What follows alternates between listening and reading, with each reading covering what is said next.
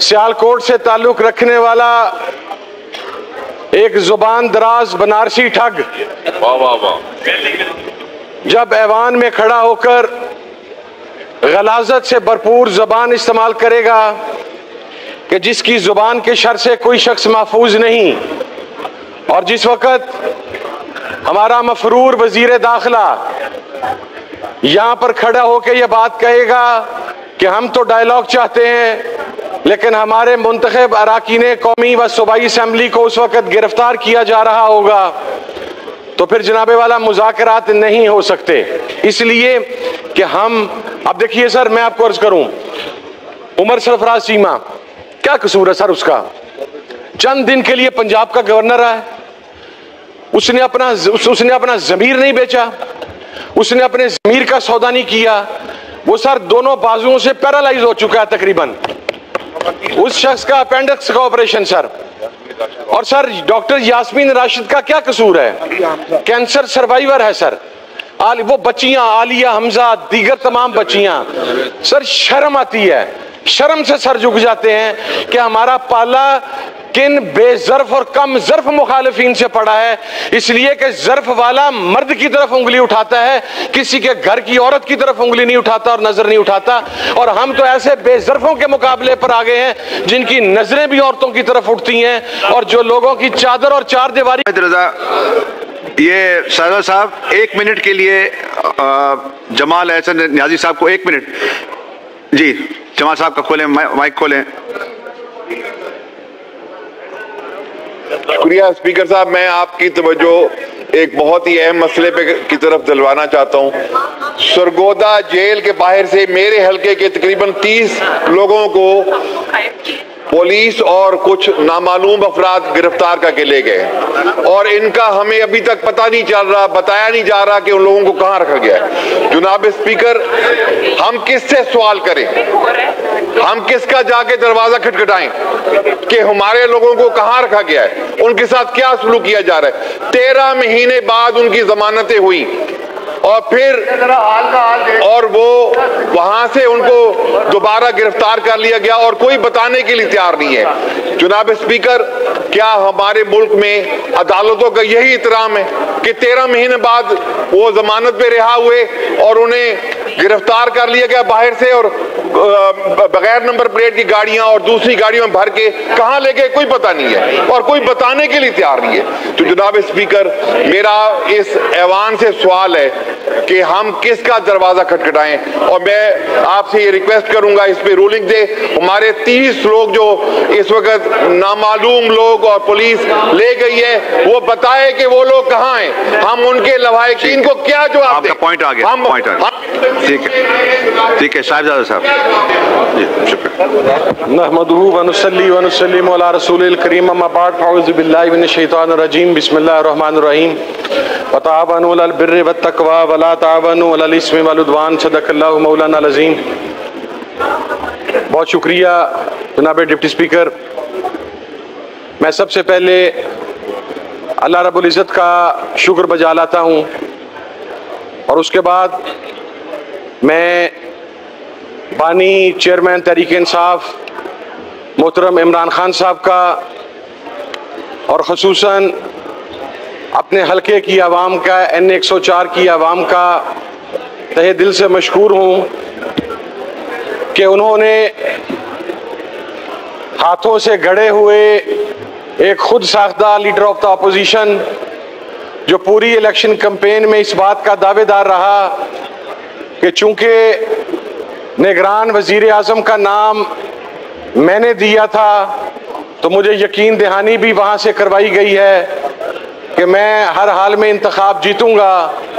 लेकिन मेरे हलके की गयूर अवाम ने उस नाम Nehad leader of the opposition को 8 फरवरी को उसकी औकात भी दिखाई और उसकी हकीकत भी बतलाई।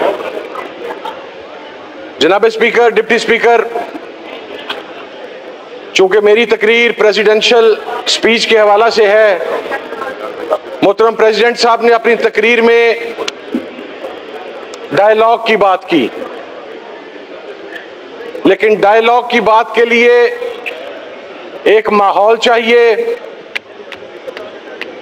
कुछ मर्दम शनास अशखास चाहिए, कुछ रीजनेबल पर्सनैलिटीज चाहिए। जब खसूसन सियालकोट से ताल्लुक रखने वाला एक जुबान दराज बनारसी ठग जब ऐवान में खड़ा होकर गलाजत से भरपूर जबान इस्तेमाल करेगा कि जिसकी जुबान के शर से कोई शख्स महफूज नहीं, और जिस वक़्त हमारा मफरूर वजीर दाखिला यहां पर खड़ा होकर यह बात कहेगा कि हम तो डायलॉग चाहते हैं, लेकिन हमारे मुंतखब अराकीन कौमी व सूबाई असम्बली को उस वक़्त गिरफ्तार किया जा रहा होगा, तो फिर जनाबे वाला मुज़ाकरात नहीं हो सकते। और आप देखिए हमारे मोहतरम वजीर दाखिला साहब की जो बरक़ात गुज़श्ता रात अमेरिका में वर्ल्ड कप के मैच में पहुंची, कि मैं समझता हूं कि पाकिस्तान की क्रिकेट की तारीख का भी ब्लैक डे था कि हम यूएसए जैसी टीम से गुज़श्ता रात T20 का मैच हार गए। ये ऐसे अशखास हैं, ये ऐसी शख्सियात हैं, ये जहां पर पांव रखते हैं इनकी नहुसत वहां तक पहुंच जाती है। जनाबे वाला देखिए, मैं जनरल जिया साहब का वक्त तो मैंने नहीं देखा, लेकिन जनरल मुशर्रफ का दौर था। मेरे वालिद इसी ऐवान के मेंबर थे, हम अपोजिशन में थे। मैंने उनका जबरो सितम तो देखा, लेकिन उस जबरो सितम में भी ये सलूक रवा नहीं रखा गया कि चादर और चार दीवारी के तकद्दुस को जिस तरीके से निगरान हुकूमत के टाइम पे और मौजूदा दौर में पामाल किया जा रहा है, ये शायद परवेज मुशर्रफ के टाइम पर भी नहीं था। जनाबे वाला ये किया गया कि लोगों को उनकी खवातीन की वीडियोस भिजवाई गई, उनके घरों के बुजुर्गों की वीडियोस भिजवाई गई, उनके बच्चों की वीडियोस भिजवाई गई, और फिर उनसे कहा गया कि तुम इमरान खान से अपनी वफादारी बदलो। मैं ये समझता हूं कि ये जितने लोग यहां पर मौजूद हैं जो आज इमरान खान के नाम के ऊपर वोट लेकर आए हैं, इनकी जवान मर्दी को भी सलाम है, इनकी हिम्मत को भी सलाम है, इनकी शुजात को भी सलाम है कि इन अशखास ने इन रियासती जबरो तशद्दुद के बावजूद अपनी वफादारी नहीं बदली और उसी तरीके से खड़े रहे। जनाबे वाला बानी चेयरमैन के ऊपर एक साइफर का केस किया गया। वो हमारे तकरीबन सारे वजीर ही मफरूर हैं कौमी असम्बली से। ये भी शायद पहली मरतबा ही है कि उस दिन से लेके आज के दिन तक अगर आते भी हैं तो शायद किसी को सिर्फ शक्ल दिखाने के लिए। लेकिन वजीर मौसूफ ने फरमाया कि साइफर के ऊपर इमरान खान ने गद्दारी कर दी। उनकी जो पंजाब की वजीर आला हैं वो तो कहती थी कि साइफर है ही नहीं, साइफर एक कागज का टुकड़ा है, साइफर एक ड्रामा है। आज इस्लामाबाद हाई कोर्ट के अंदर साइफर की हकीकत बेनकाब हो चुकी है, और अब एक ऐसा केस कि जिसकी वजह से शर्म के मारे सर झुक जाते हैं। इद्दत के मामले के ऊपर तमाम मसाले के मुफ्तियान का मुत्तफिका फतवा है कि इद्दत के अंदर औरत की राय हतमी होती है, लेकिन एक जज किसी के कहने के ऊपर एक ऐसा फैसला सुना देता है जो कुरान और सुन्नत से मुतसादिम है, और फिर उसकी कोई बाज़पुरस नहीं होती, और फिर उसके बाद मुजरमाना तर्ज अमल इख्तियार करते हुए वो केस मुकम्मल होने के बाद अब एक नए जज की तरफ ट्रांसफर कर दिया जाता है। जनाबे वाला, जब तक ये मामलात चलते रहेंगे, और मैं पाकिस्तान के मुक्तदरा को एक जुमला कहना चाहता हूं, उनकी नजर पेश करना चाहता हूं कि वो पंजाबी में कहते हैं कि राह रस्ता, राह दसी दाए, पुछी दाए, तकी दाए, मोड़ी दाए, डकी दा नहीं। आपने रास्ता रोकने की कोशिश की, लेकिन 8 फरवरी को पाकिस्तान की अवाम ने इमरान खान से मोहब्बत का सबूत देते हुए इमरान खान को अक्सरियत दिलवाई। जनाबे वाला, मुझे तो ये समझ नहीं आती कि ये आसमान पर छत पर अल्लाह रब्बुल इज़्ज़त के अस्माए मुबारका हैं, कुरानी आयात हैं, सामने बाबा कौम है, और फिर बनारसी ठग इस डटाई के साथ झूठ बोलते हैं इस डटाई के साथ वो हकायक को मसख करते हैं कि शर्म और हया वाली जो तारीखी गुफ्तगू उन्होंने फरमाई थी। और फिर देखिए, मैं एक बात अर्ज करूं, मैं समझता हूं कि पाकिस्तान की एस्टैब्लिशमेंट के लिए इससे तारीख लम्हात और नहीं हो सकते कि वो शख्स जिसने ये कहा कि 48 की जंग पाकिस्तान, और गैरत इंसान के लिए सबसे इंपॉर्टेंट चीज होती है, वफादारियां होती हैं। और वो तमाम लोग जो किसी भी रिस्पेक्टिव पार्टी में हैं और अपनी पार्टी के मौक़िफ़ के साथ खड़े हैं, उनका ताल्लुक किसी भी साइड से हो, मैं ये समझता हूं कि कम से कम वो लोग ये दावा कर सकते हैं कि उनके अंदर इतनी शर्म और हया है कि वो जिस जगह पर थे, सही या गलत, वो अपनी लीडरशिप के साथ खड़े हैं। लेकिन यहां पर जो गिरगिट की तरह रंग बदलते हैं, जो कल तक कुछ और कहा करते थे, आज वो किसी और की शान में कलाबे मिला रहे हैं। और मैं पाकिस्तान की एस्टैब्लिशमेंट से और पाकिस्तान की अदलिया से सर एक बात करना चाहता हूं। मुझे अवाम ने वोट दे के यहां पर भेजा, ये मेरा इस्तेहकाक है कि आपने जो कुछ हमारे साथ किया, हमारी बात नहीं सुनी गई, हमारे घरों तक आप पहुंचे। जई साहब की सरबराही में एक वफद गया जनाबे वाला, हमारे स्पीकर असद कैसर साहब भी उसके अंदर मौजूद थे, तरीके तहफ़्फ़ुज़ पाकिस्तान की पूरी क़यादत मौजूद थी। चमन के बॉर्डर पे सर, वहां पर 15 से 20 हजार बंदा 9 माह से बैठा हुआ है। गुज़श्ता रोज उनके ऊपर गोलियां चला दी गई। या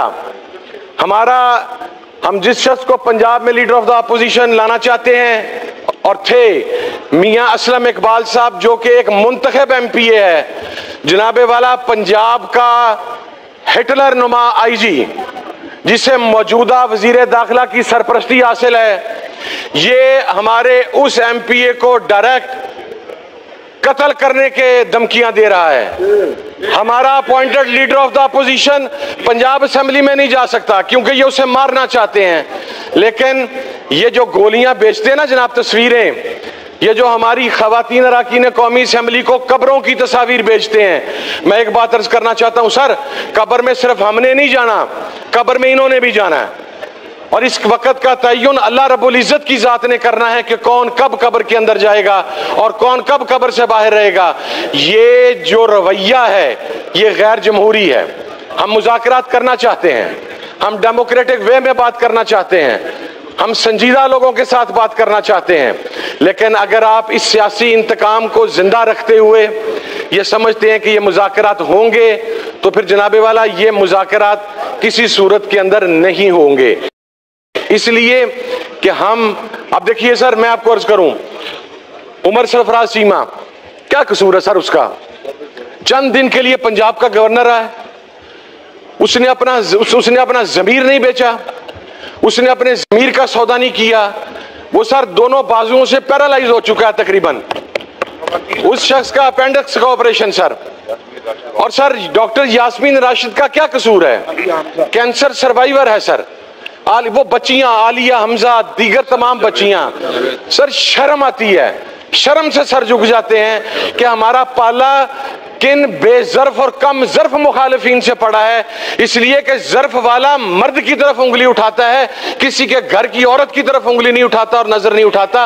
और हम तो ऐसे बेजर्फों के मुकाबले पर आ गए हैं जिनकी नजरें भी औरतों की तरफ उठती हैं, और जो लोगों की चादर और चार दीवारी। खान हकीकत था, इमरान खान हकीकत, इमरान खान हकीकत रहेगा।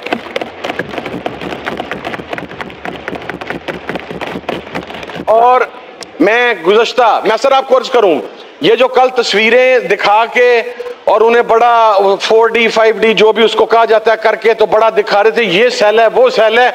सर मैं अर्ज करता हूं, आप इस ऐवान के कस्टोडियन हैं, आप इस ऐवान के मुअज़्ज़ज़ अराकीन की इज्जतों के मुहाफिज हैं। सर आप जाके पता करवाएं कि जब कोई रुकन कौमी असेंबली वहां पर मिलने के लिए जाता है तो 2.5 किलोमीटर पहले उसे गाड़ी से उतार दिया जाता है।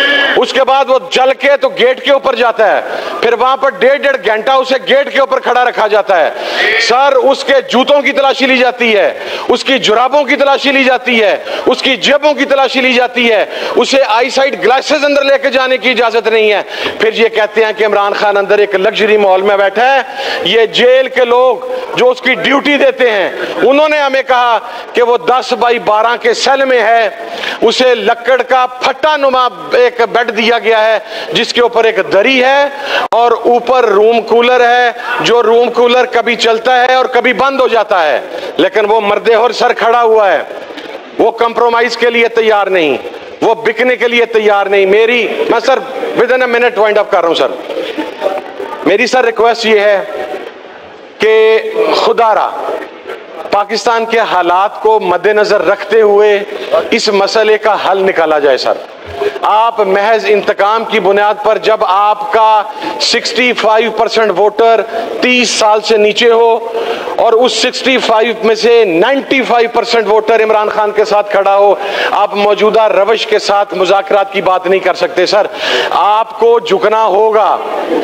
इस फौज के ऊपर सबसे पहला हक पाकिस्तान की आवाम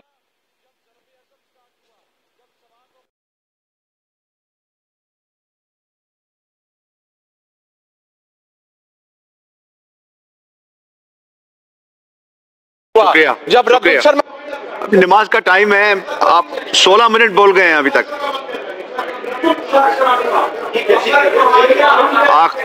आखिरी 30 सेकेंड में फाइंड अप करें सर। मैं बस सर करने लगा हूं सर जी। ये फौज के ठट्ठे उड़ाने वाले